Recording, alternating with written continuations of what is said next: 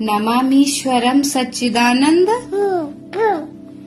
रूपं लसत्कुण्डलं गोकुले भ्राज मानं यशोदाभियोलूखलाब्धा वमानं परमृष्टमत्यन्ततोद्रुते गोप्या रुदन्तमुहुर्नेत्रयुग्मं भजन्तम्।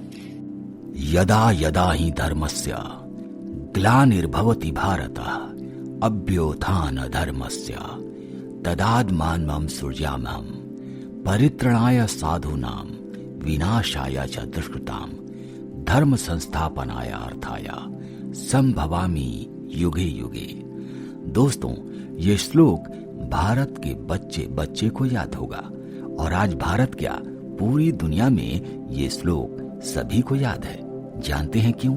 जब से इंटरनेट का विस्तार हुआ तब से सनातन धर्म पूरी दुनिया में छा चुका है।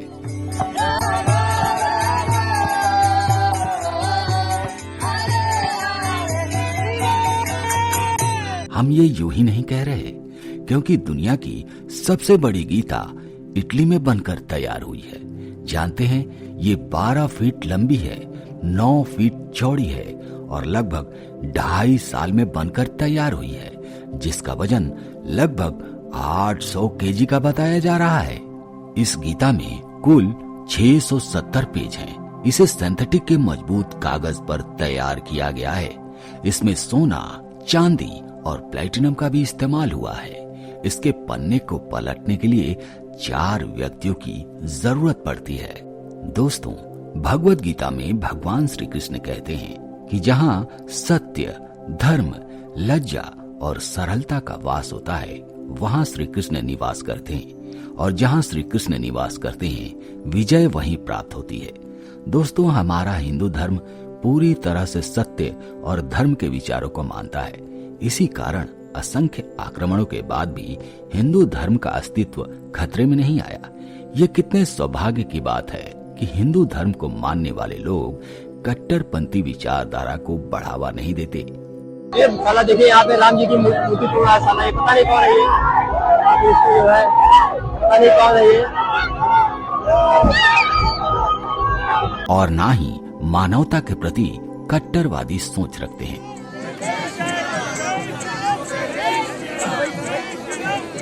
तभी तो आज पूरी दुनिया में हिंदू धर्म को मानने वाले लोगों की संख्या बढ़ते ही जा रही है।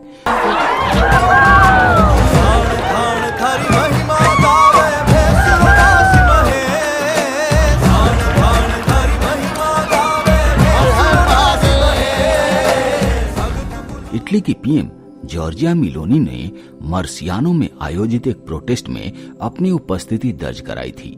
प्रोटेस्ट एक मस्जिद के खिलाफ था। मौके पर मौजूद मेलोनी ने कहा था कि हम किसी भी नई मस्जिद का निर्माण नहीं होने देंगे जब तक कि हम नया कानून लेकर नहीं आ जाते।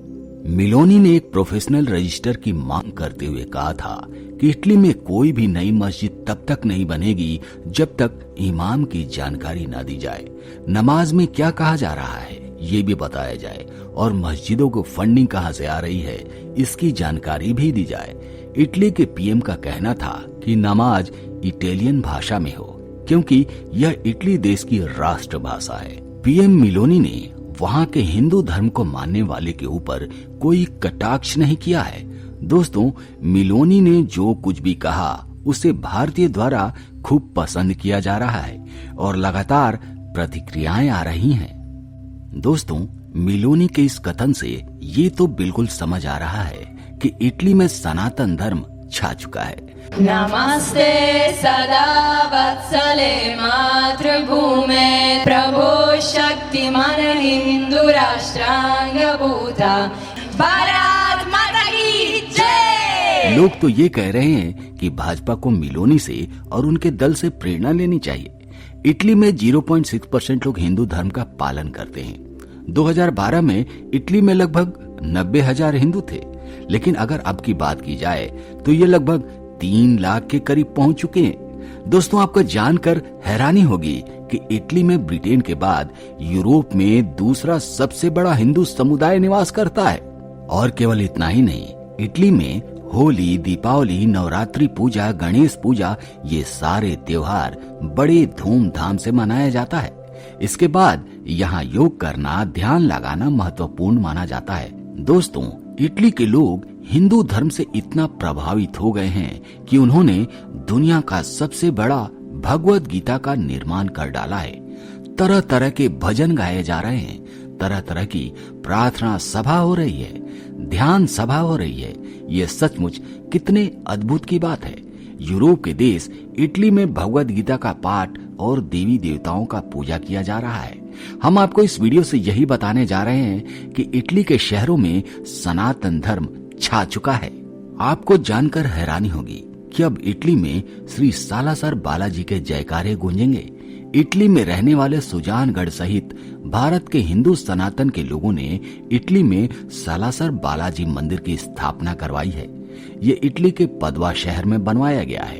पूरे विधि विधान के साथ पंडितों ने मूर्तियों में प्राण प्रतिष्ठा करवाकर अनुष्ठान किया है।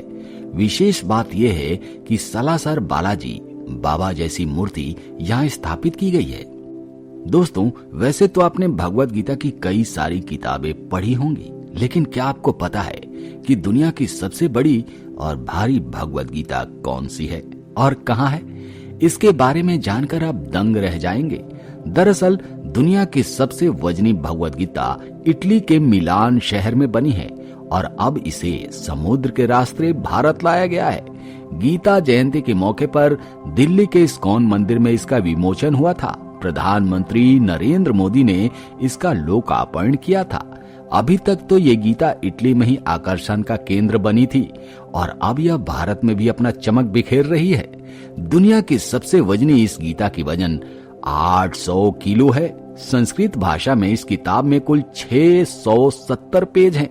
इसके बनाने में 2.5 साल का लंबा वक्त लगा और हैरानी की बात यह है कि इतना भारी है कि इसके एक पन्ने को पलटने के लिए 4 लोगों की जरूरत होती है। दोस्तों, ये भारत देश के लिए बड़े गर्व की बात है। आपने देखा होगा कि एक तरफ पूरी दुनिया इस्लाम की विरोधी बनती जा रही है। I proclaim the name of the Lord Jesus Christ over the capital of Texas. I stand against Islam and the false prophet Muhammad. Islam will never dominate the United States, and by the grace of God, it will not dominate Texas. आपने देखा कि किस तरीके से Japan, Italy, चीन में इस्लाम को ban किया जा रहा है। उनके मस्जिदों को गिराया जा रहा है, वहां टॉयलेट बनाया जा रहा है और दूसरे तरफ लोग सनातन धर्म को अपना रहे हैं। हरे कृष्ण, नमस्ते। मेरी नाम तमाल कृष्ण कृपा है। मैं गुरुकुल से, मायापुर गुरुकुल से स्नातक किया है और अभी हम मेरे दोस्त के साथ में मायापुर में यज्ञ कर रहे हैं। उससे प्रेम कर रहे हैं, हरे कृष्णा हरे रामा का भजन कर रहे हैं और आपने देखा कि किस तरीके से वो भगवत गीता का निर्माण कर रहे हैं, वो भी दुनिया की सबसे बड़ी भगवत गीता का।